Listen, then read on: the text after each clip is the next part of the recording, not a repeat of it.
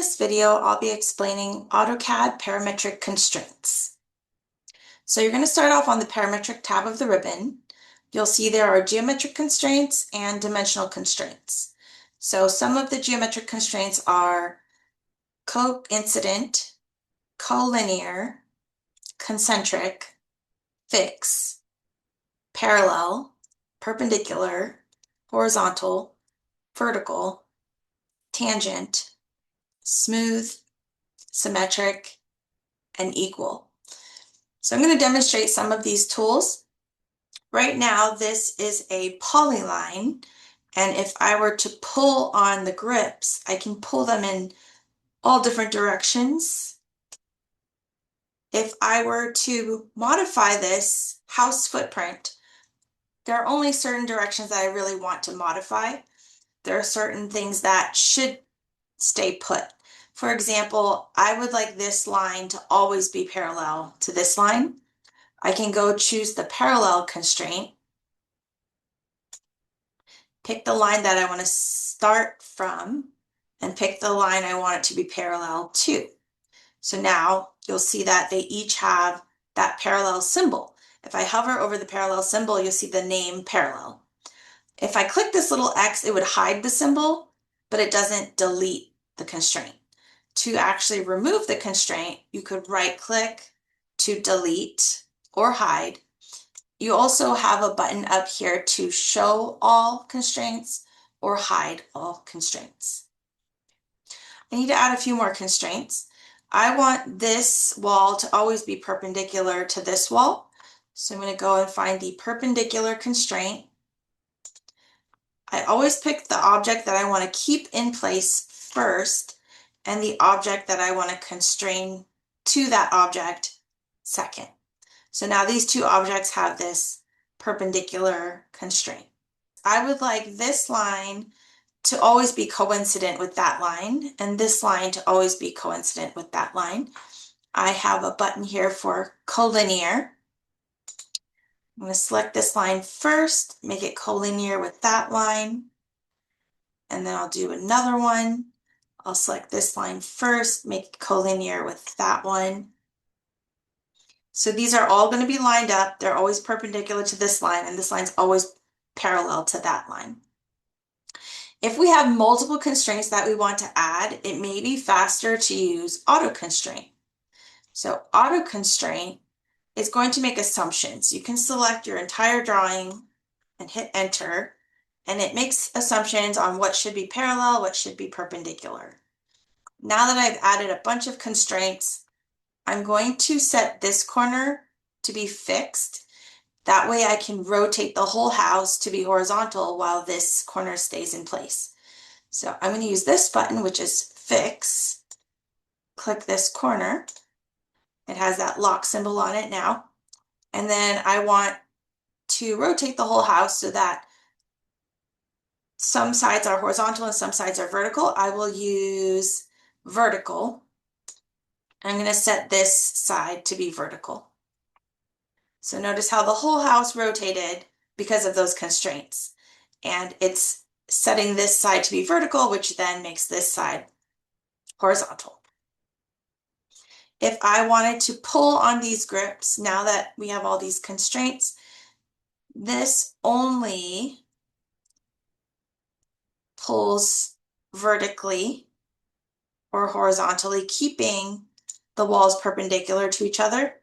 If I pull on this, that angled line has no constraints. We can constrain it in a minute, but for now it does not have any constraints. If I want this to always be locked at 45 degrees, I can use a dimensional constraint. We have linear constraints, aligned constraints, angular, radial, and diameter. So I'm going to use this angular constraint. I'm going to set the angle between this line and this line.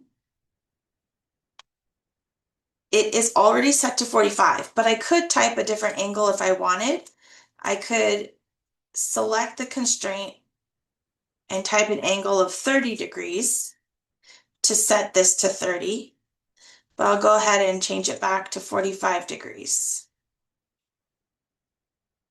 So now if I were to pull on this polyline, the top line remains horizontal, the line on the right remains vertical, and this corner remains at 45 degrees. Let's say I want this length to always be a fixed length. I could use a linear constraint. I could say it's always going to be horizontal as well. If I go from this corner to this corner, that is the original length. Maybe I want it to be 20 feet wide. I will change this to 20, and now it's locked at 20 feet wide.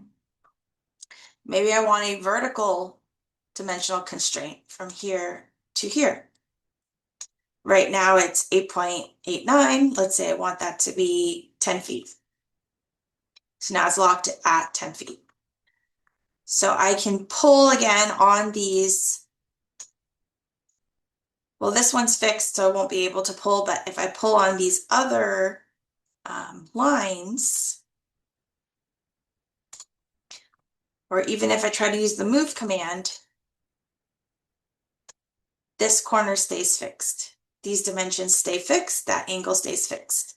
So just to show you, you could hide all of these constraints. It just makes those symbols disappear. Or you can show all of these constraints, and then you can either remove them or hide them. If you want things to be automatically constrained as you're drawing, there is a button in the bottom right menu, Infer Constraints. If Infer Constraints is turned on, as you draw, it will automatically add constraints.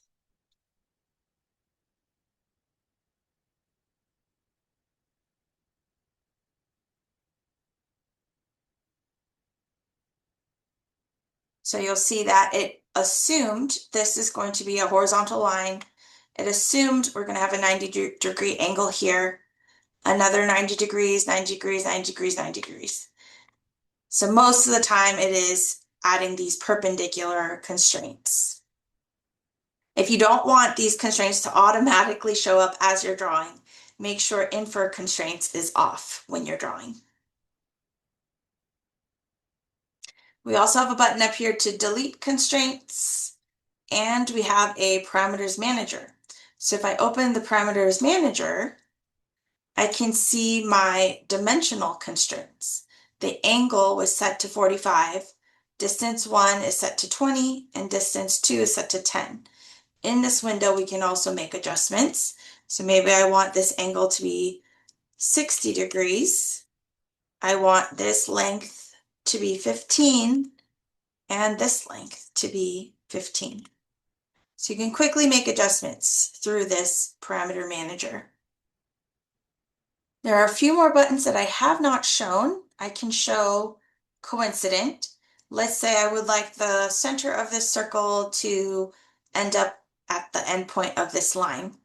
I would start with the coincident button, select the endpoint I want to hold, and then select the point that I would like to shift. And now the circle is coincident with the end of the line. I have not shown the radius or diameter constraints.